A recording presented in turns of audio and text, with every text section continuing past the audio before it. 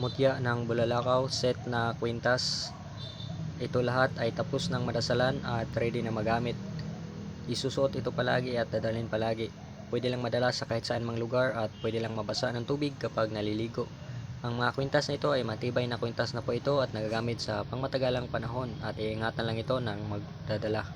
Ito ay nagtataglay ng pangkalahatang proteksyon sa lahat ng klaseng malalang aksidente na maaaring kamatay ng tao, proteksyon, panipas o panglihis sa mga bala ng mga baril na hindi makakatama sa katawan ng tao sa panahon ng may maminsala at nagtataglay rin ng pamigil putok sa mga bala ng baril sa panahon ng may maminsala. Proteksyon din sa mga patalim upang hindi tablan sa panahon ng may maminsala.